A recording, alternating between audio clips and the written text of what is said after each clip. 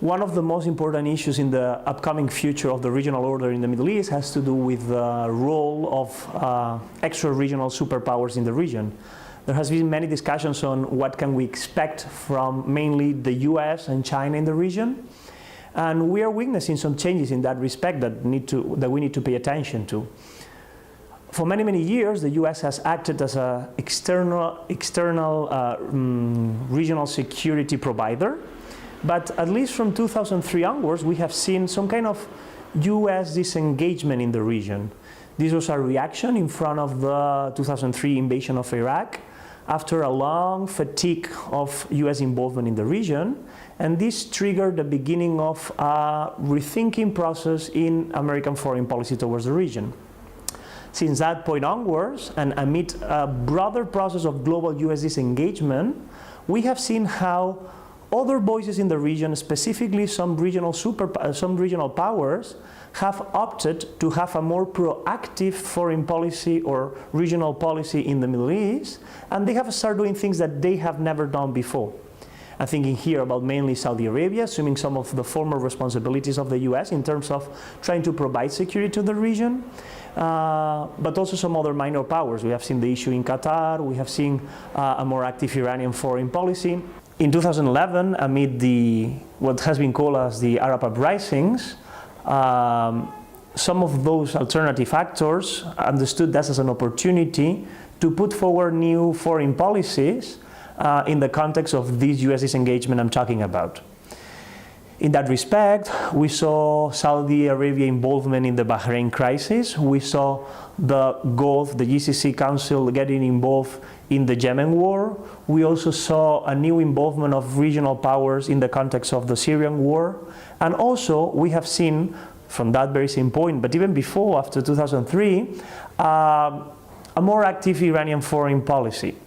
All in all, what I'm trying to suggest here is that the absence or the increasing absence of the US in the region has provided room for those alternative actors to put forward new foreign policies pretty unseen up to that point in the region that are highly affecting the regional order. So if we accept the idea that security responsibilities are shifting in the region and some new actors are assuming new responsibilities formerly assumed by the US, we have to pay attention to what China is doing in the Middle East. So many people is asking themselves about the possibility of the future regional involvement of China in the region, and we need definitely to pay attention to that.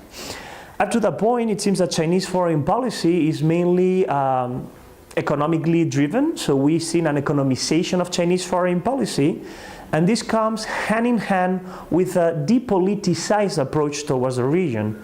Beijing has tried to eliminate of its foreign policy priorities anything that has to do with politics, and has constructed a narrative based on ideas of win-win cooperation, based on global interests, etc., again, neglecting any political dimension to that.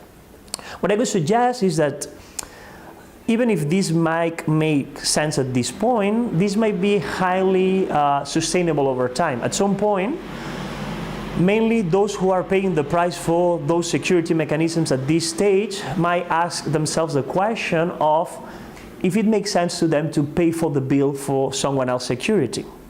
Besides that, a second idea that I think that it's important to understand is that in the mid to long term, the most important role that China can have over the regional order is not through direct actions that they carry out in the region, but rather through indirect actions in the relations with the global order. And what do I mean by that? If we see China trying to challenge some of the global norms, institutions, and values underpinning the liberal order created after the Second World War, and by that creating what so many people has labeled as a parallel order, or some institutions of this parallel order. I'm thinking about the new global architecture, financial architecture that China is constructing around the new development bank and some other international institutions alike. What I would like to suggest is that by those actions, the Middle East is going to be highly affected. Let me provide you with three examples of this dynamic I'm talking about. Some of the examples that I could suggest in that respect are related with the new financial architecture that China is building up, and also is related with the law of the sea.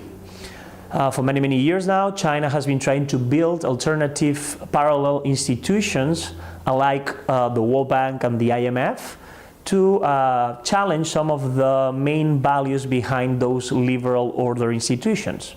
I'm thinking here about the New Development Bank and the Asian Development Bank, etc., etc. And those institutions may offer some of the states of the Middle East an alternative to the highly intrusive policies provided or associated with the aid coming from the World Bank and the IMF. So this might have a clear impact over the regional order by providing alternatives to those states to former aid conditions. This might be one example of that. And a second has to do with the challenge that China has put forward in front of some of the main and important norms of the law of the sea. China is going through this discussion with some of its neighbors in relation with the South China Sea and some of the conceptions of sovereignty over the sea. And ultimately, if China is able to provide some alternatives to some of the norms and main institutions underpinning the Convention of the Law of the Sea, this might affect some of the conflicts and disputes over sea and islands in the Middle East. I'm thinking mainly about the discussions going on between Iran and the United Arab Emirates for some islands in the Gulf. I'm thinking about pretty similar situations between Qatar and Bahrain. I'm thinking also about similar situations between Kuwait and Iraq. So we see here that if China is able to articulate a proper challenge to this law of the sea, this might ultimately trigger some changes in the regional order in the Middle East.